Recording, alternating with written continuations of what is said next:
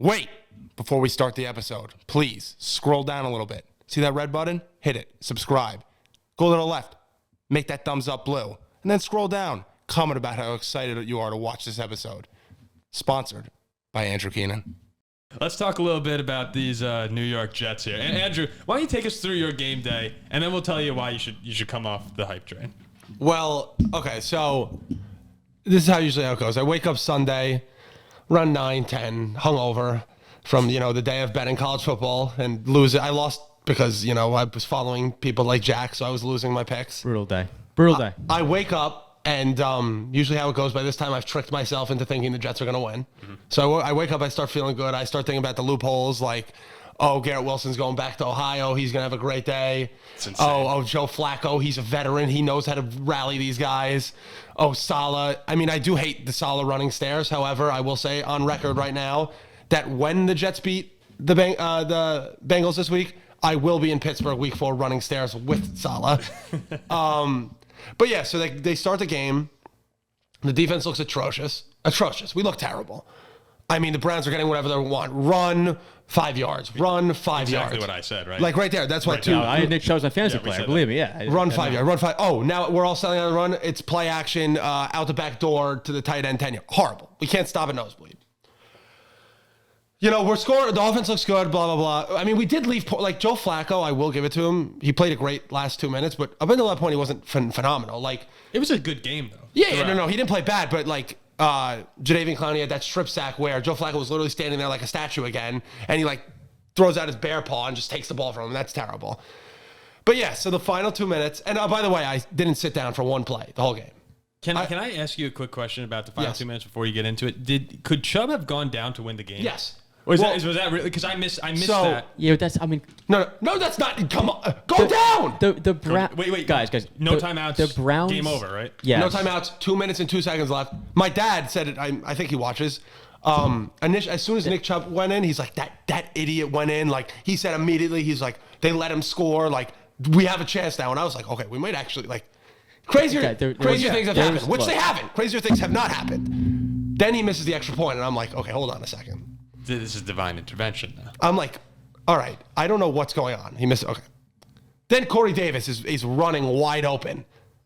So I'm like, there's no way they're really going to do this, right? Well, it's the onside kick. There's no way you get it. I've never seen us get an onside kick. Who was kicking that onside kick? Braden Mann, who I was calling for him to be cut. So he kicks this onside kick right to Amari Cooper, who has 9 catches for whatever 112 yards and a touchdown. Great day on my fantasy bench. Some special teamer, no name, flies in there, somehow gets the ball from him. Our special teams captain, I believe, Hardy, recovers the football. The joy on Andrew's face right now. If you're not, it's like he's watching it all again. This was one of the best days of my life. Like I'm not exaggerating. Best days of your life, Paul. This team. Like. Oh, I remember the spiel from last week. Yes. This is all I care about, and I thought. It's as a Jets fan, and to Zach's stat, since 2001, 21 years, no teams have came back from down 14 with 2 minutes left. You think it's going to be the Jets who break that? And that's why I'm not faulting Nick Chubb running to the end zone. Well, this happens to us. Like we do this. Like we're up 7 and they get an onside kick, and then or we're tied. They get a kick. This happens. I've seen it happen. Hold on. Wait. Go ahead, Ziggy. What you got? You said what since 2001? Yes, that's do you know true which fact. team? Do you know which team in 2001 lost by 14 points or lost up 14 with less than 2 minutes? I'm sure it was the Jets. Cleveland Browns. Oh, it was the Browns. Well, that makes sense. That makes more sense. Actually, No. The Browns are also a poverty franchise. They're worse than the Jets. They probably are worse than the Jets. But, so then we get to that 3rd and 10. We're driving, and like I don't believe it. I'm still like, this is all times Jets. We're going to be right on the doorstep. Everything, these receipts we're talking about, all this nonsense, and we're just going to blow it here. Garrett Wilson does a nice like in-cut touchdown. So I'm like, all right. Now, come on. I mean, you got the... No. I'm going crazy. Andrew, I saw a video that was posted by your brother of you going the most nuts I've ever seen a person in my life, and the touchdown was scored. What are you talking about? No. But I'm yes. No, I'm talking mentally. Okay. But if he kept recording, I did scream at him to shut the phone off because this. I did hear that too at the very end. Yeah. Shut it up. They shut it off. Because this has back your seats. all of it. Back your seats. I was screaming. Well, hold on. I don't know if you know this, but Ziggy is the biggest fan of Greg Zuerlein in the history of people. You put on a rooting for Jets individual uniform players. and you can't kick.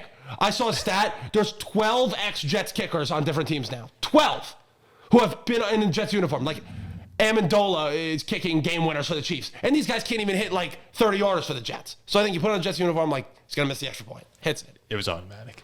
Then, my God, I saw the first play, Brissett, like a 20-yard scramble down the line, and I'm like, this is it. I thought for sure. I thought they were done. Here it comes, another Cade York 60-yarder to win. Then I don't know. Thank God we were playing Jacoby Brissett, and we finally had to throw the ball. Pick. I was sprinting up and down. That's the biggest Jets win. Maybe ever. I'm being serious. 0-2, the season's over for us. We haven't won a game in September since 2017. Or since Darnold's debut, so 2018. I mean, man, I literally, if we win this week against the Bengals, which I don't think it's the crazy thing to say anymore. Oh, of course not. We'll be at home. Not. We got Carl Lawson as our best edge rusher, revenge game. They haven't been able to block anyone. I mean, things are looking up for the New York Jets. Are we going to the Pittsburgh game? I said, if the Jets win, I will be in Pittsburgh.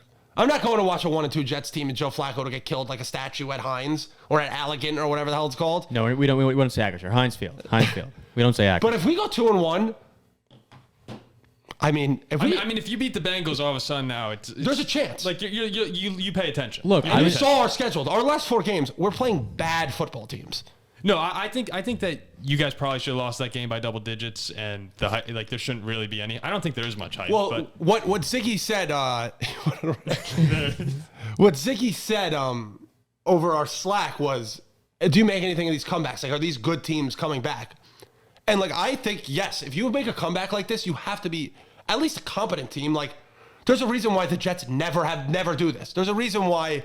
We don't see usually the Jaguars coming back down to, like, because we've been bad teams. So I think that's what you always see. Oh, the Bucks, they come back and win. Oh, the Chiefs, they come back and win. Like, this is a big win.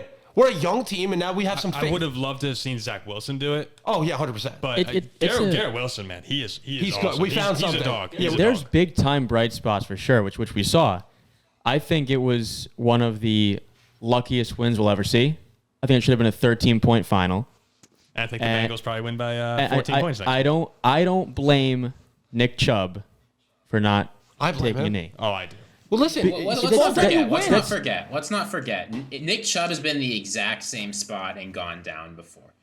The reason Stefanski said this is Stefanski told him to score. You think so? That's what Stefanski said. Guys, that's the fault of the Browns coaching defense. Malpractice. They're up 13 with 90 seconds. No, I'm not saying that this is Nick Chubb's singular fault. Collective fault. However, if you think back at a game and say the Jets were winning by 6 and I see Michael Carter going 10-yard line, just fall. We win. He wanted his stats. Look, he thought literally it hasn't happened in 20 years. I'll take my another touchdown. No, but look, I wouldn't think twice about it. I really wouldn't. Is there anything to support Kevin Stefanski? Did he come out and say that was my call, Ziggy, or you just throwing this out there? He did. So he should get fired. He took the blame. Oh, I mean, yeah, that's horrible. You go down and win the game. Yes. But hey, we would have heard it from his fantasy owners again. We didn't want more that. fun. Well, dude, I played Chubb. Unreal. And Waddle. But yeah, you played Jeff. It's fun when you win. And I will say that I do not like that the Bengals lost to the Cowboys. I wanted them to win that game for the Jets' sake. Now they're like, if they actually lose in MetLife, this season is over. It's like a must-win. Like they're either really, if they lose to the Jets, they're just not going to make the playoffs. It's also a must-win off 2 like close, rough losses they've had too. But it's nice to be at home. Like, it's nice to be at home. Listen. MetLife is going to, there's people are going to, I already have my tickets bought. My dad bought tickets, I'm not exaggerating, within 15 minutes of the final. Like, I'm going to be there. I think it's going to be a packed. How much are tickets for that game? I think we got them, we got pretty good seats. I think they're like $60, so we got them right away. Not bad at all. But yeah, it's going to be a great game. I think that the thing I'm the most happy about is I think the days of the Jets just getting like absolutely blown out are over. There it is. There it is. I mean, that's it right there. Well, listen, we played the Ravens. Remember this moment. The Ravens are good. We didn't get blown. I mean, we lost by 14, but it wasn't 24-9. But it wasn't like a blowout. If you watch the game, I thought you got mauled. No. I mean, look. For your sake, I hope you're right. Garrett Wilson is a star. If this 1 in a million fluke doesn't happen, at one point it was 24-3. That's fine. If this 1 in a million fluke doesn't occur, it's a 13-point loss. Jets fans are pissed. But look, but it did. Yes. Yeah. But how many times have those 1 in a million flukes happened to the Jets? Like this? What do you mean? This? What happened? Name before in a Super Bowl. That's a pretty 1 in a million. All right. Let's finish up here because I am pissed though now because the Browns off that loss host the Steelers Thursday night. We might lose by 30 points. No, they're not capable of that. All right. I'm just saying, I can't believe you didn't notice. I'm wearing the Greg jersey. Oh no, we noticed. We noticed. Yeah, Good. Ziggy loves Greg Zerline.